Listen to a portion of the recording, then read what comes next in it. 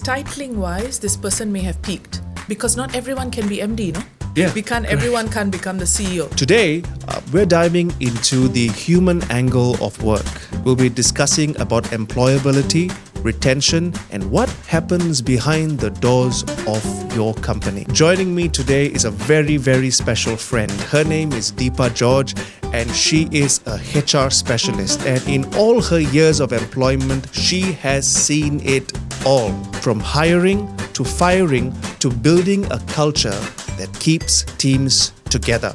Okay, let's start today's show.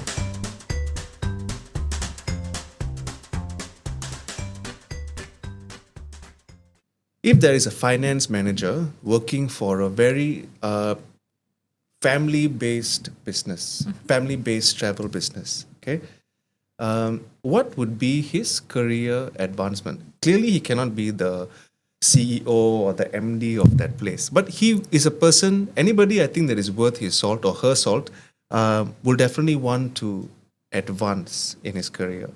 So what would be a staff advancement in a setting where the business is small? Okay. A grocery store, a small clinic, a small shop, but you have staff there as well. And if there's a staff that really wants to advance his career, it doesn't have to be salary. It can be, I'm not saying, but he wants career progression. But in a setup like that, where resources are so limited, what would be the options available for him as an employee and also as an employer? Okay. So, I think let's look at some of the similarities and differences maybe between corporates and then the smaller companies, right? So the similarities would be, as you rightly said, all the employees want to progress in some way or the other.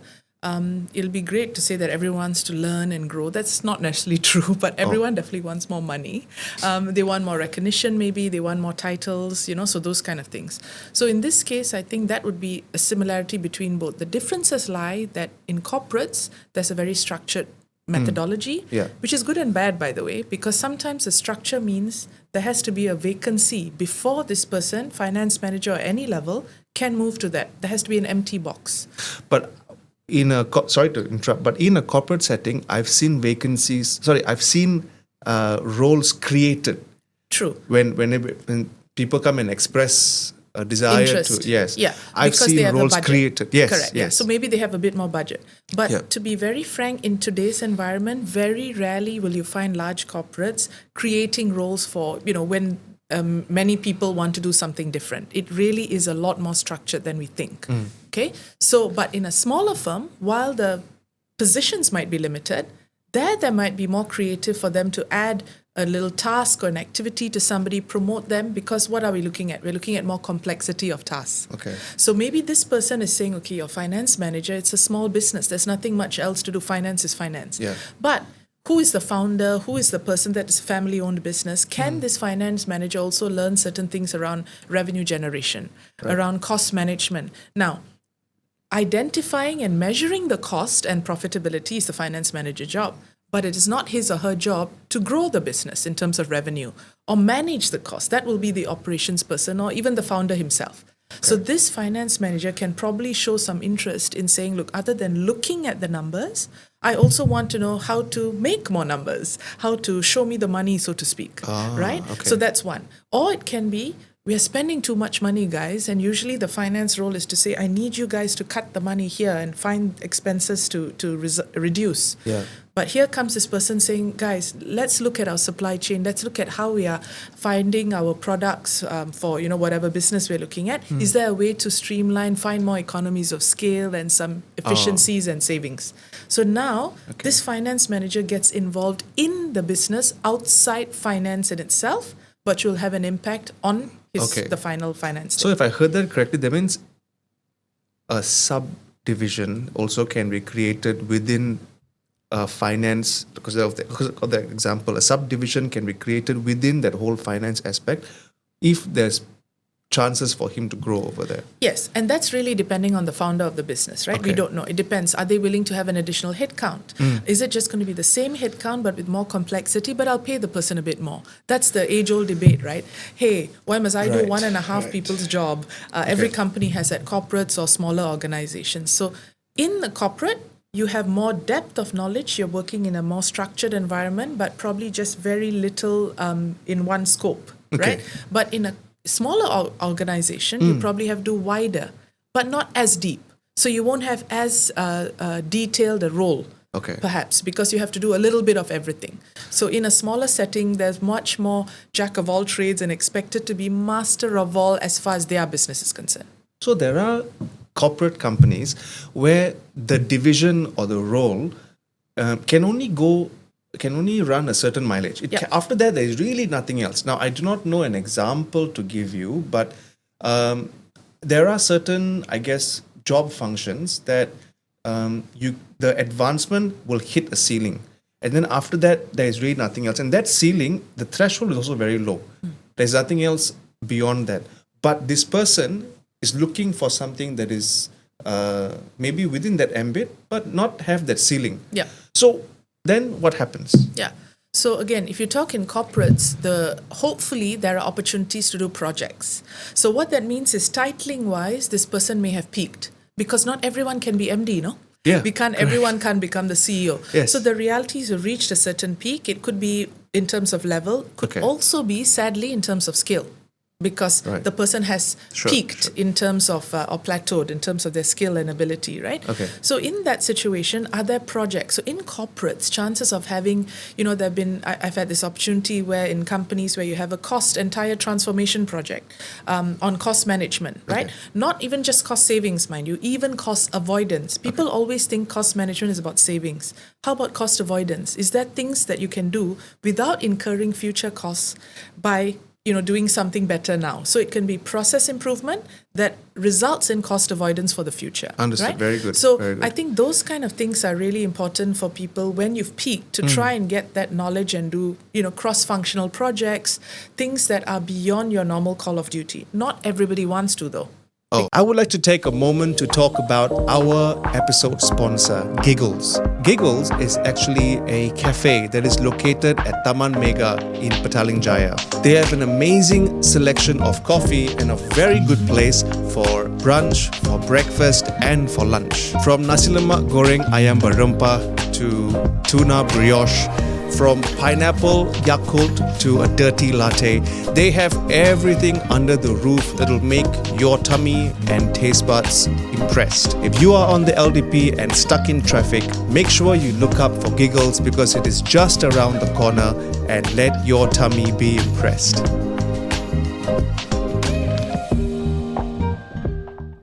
So I'll give you another example, okay? Today, if there is a small clinic and in the clinic, there's probably 2 doctors and a lot of assistants. They're assistants, I won't say nurses, right?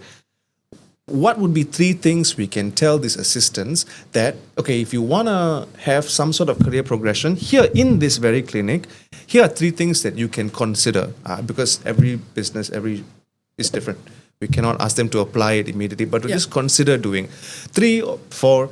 If you have 7, go ahead. But just short stuff that they can do if they want to progress in their career. Okay.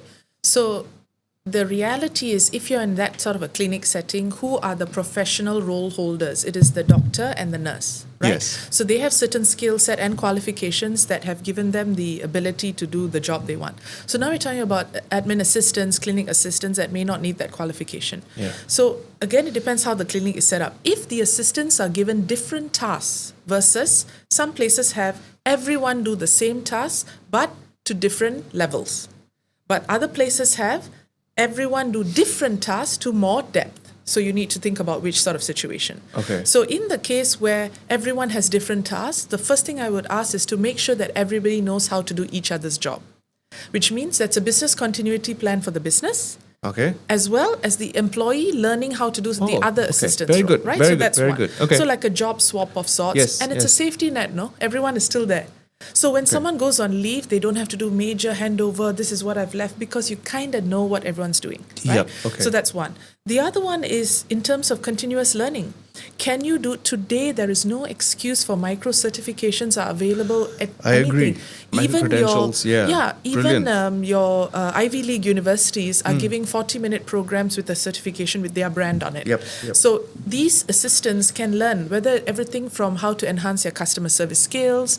Of course, they can't get into the medical field necessarily, but who's to say they can't learn how to do better stock management, right? And even the finance, even the books. So those kind of things with micro certifications will be another thing that I'd be looking at. Very good. And last but not least, it's sort of a option where they try to learn about best practices at other clinics to see how they can improve their own things. So it's competitor intelligence, right? Would that be okay with the doctors or the ones owning the clinic? Would that be okay with it? Well, I think we do it all the time, no? We always want to know what another brand is doing if we are in competition. What do we do? We pose as a customer, maybe we do that.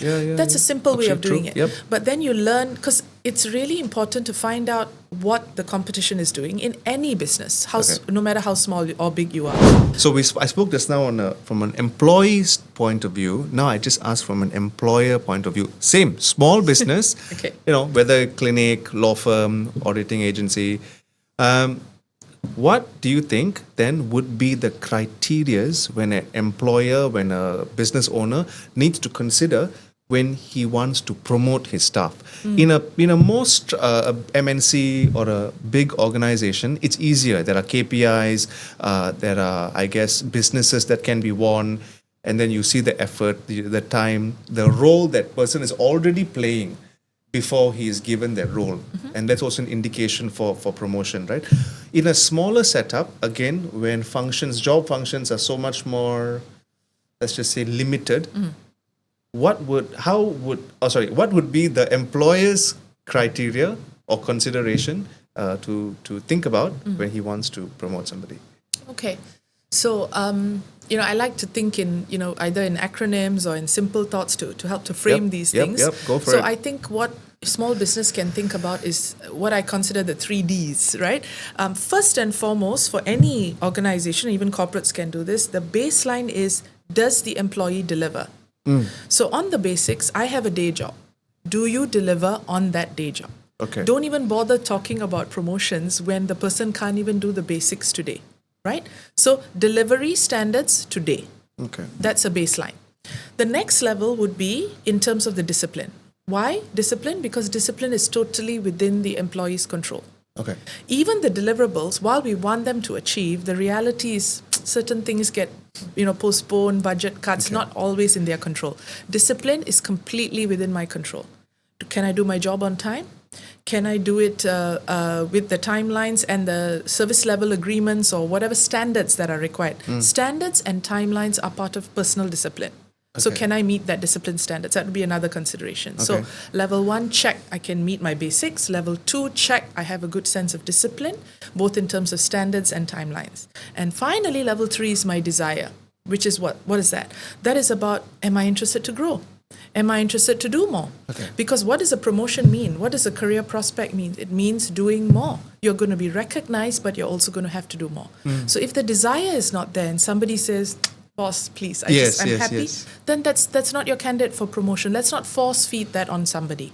So I don't know if you'll agree with me, but I've seen a lot of small businesses where the employees think that promotion is based on duration.